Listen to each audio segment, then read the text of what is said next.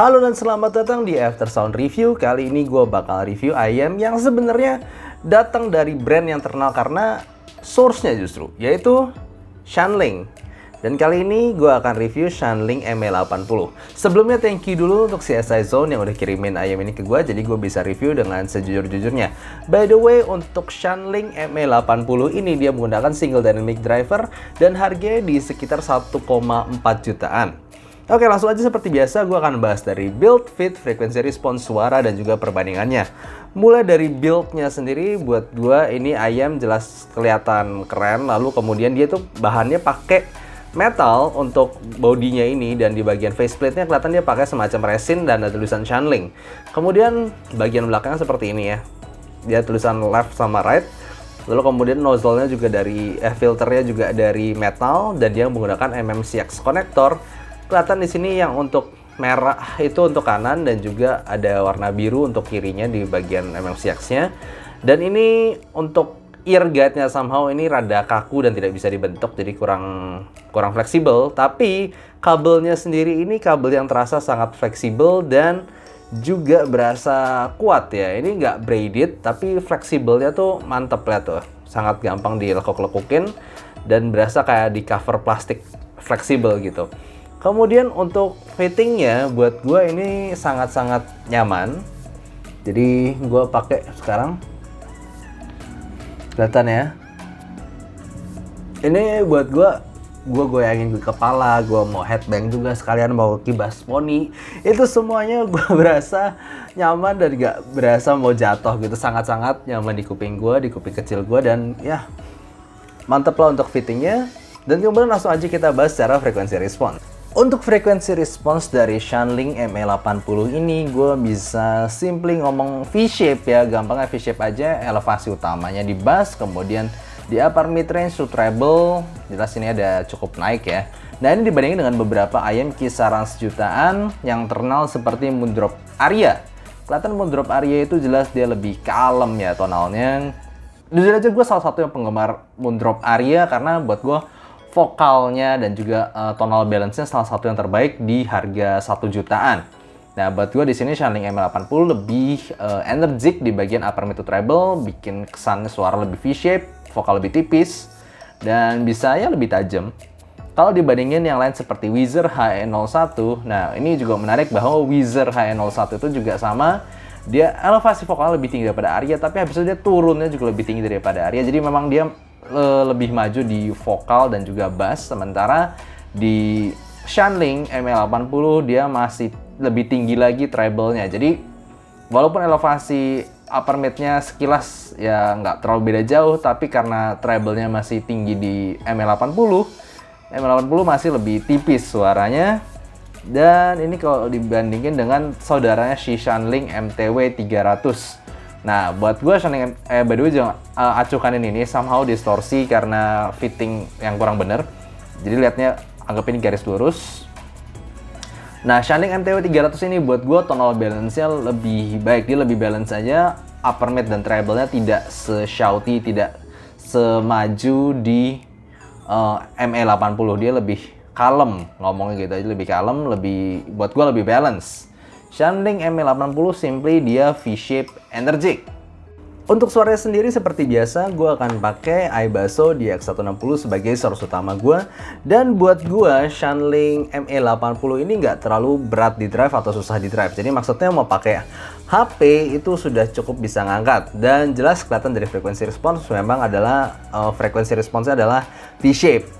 Dan ini adalah V-shape yang jujur mengingatkan gue sama Vio FD1 karena dia ini V-shape yang sedikit ada kasar di bagian upper mid to treble-nya, tapi karena dia overall signature itu fun, asik gitu ya, itu bisa diajak goyang gitu dengan bass yang gebuk dan juga treble yang lumayan energik. Buat gue ini ayam yang bisa fun buat lagu-lagu pop, lagu-lagu rock gitu, berasa fun semua.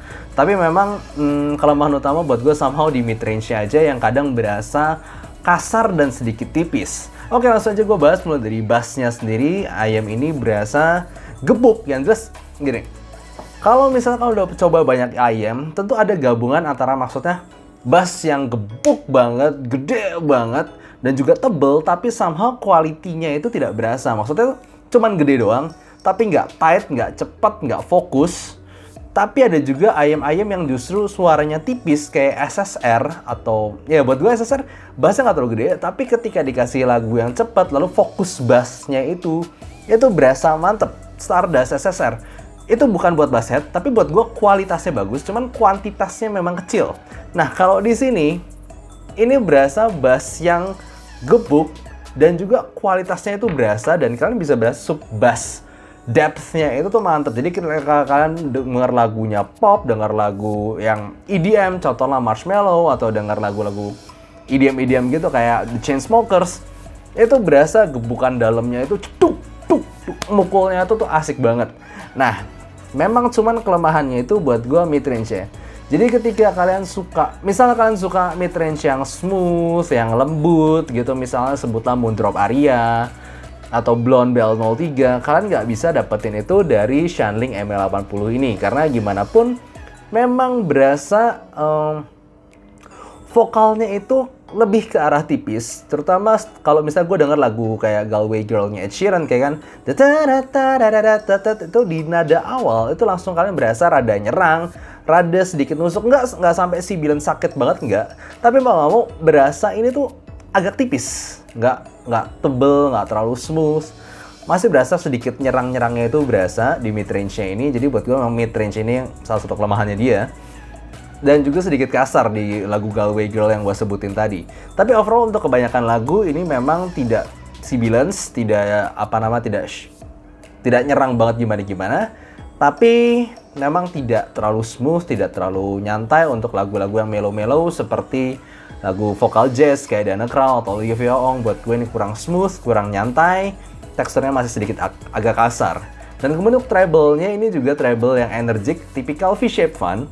Jadi ketika gue dengar lagu-lagu yang banyak cymbal crash ataupun dengar lagu yang banyak energi di bagian atas, itu cukup berasa energiknya, cuman memang tidak terlalu extend. Contohnya ketika lagu La Primavera atau La Campanella itu masih sedikit berasa kurang extend aja, jadi kayak energik di lower treble, tapi ketika suruh nyampe ke nada-nada atas itu dia tidak terlalu bisa nyampe di nada atas itu.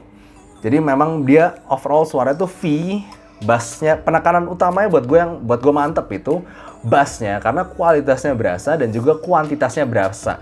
Dia nggak gede-gede banget nggak, tapi sub bass depth-nya, gebukannya itu buat gue asik banget, dan itu bisa seperti sensasi gue di FD1 gitu. Maksudnya gue denger lagu pop, gue denger lagu anime, itu walaupun gue ngerasa memang ada sedikit kasar-kasar, tapi gue bisa lupain semua karena ketika lagunya tuh fun, lagu itu asik, gue bisa ya simply kepala gue enjoy aja gitu denger, wah lagunya asik nih, fun nih, sampai gue lupa untuk sedikit kasar-kasarnya tadi.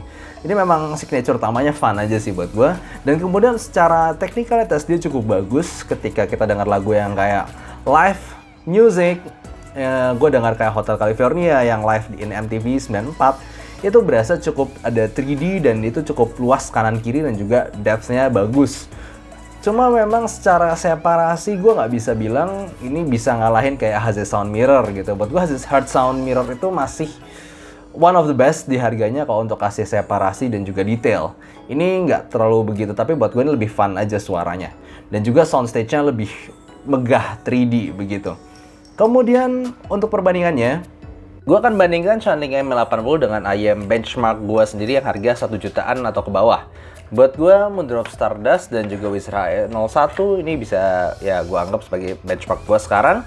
Buat gue, Shanling ML80 ini bisa dibilang dia yang paling fun sekaligus paling V-shape. Bassnya itu paling gebuk, paling asik, paling mukul, dan juga treble-nya itu bisa dibilang paling ngecering. Tapi di saat yang bersamaan dia somehow paling sedikit kasar di bagian vokal atas atau juga sedikit di bagian treble-nya. Yes, gue tahu vokalnya Stardust untuk beberapa orang terlalu shouty, terlalu maju gitu ya vokal atasnya. Tapi buat gue ini masih lebih rapih sedikit karena habis itu treble atasnya dia turun. Di sini treble-nya masih energik, dia somehow bisa ngasih lebih energik tapi sekaligus lebih kasar.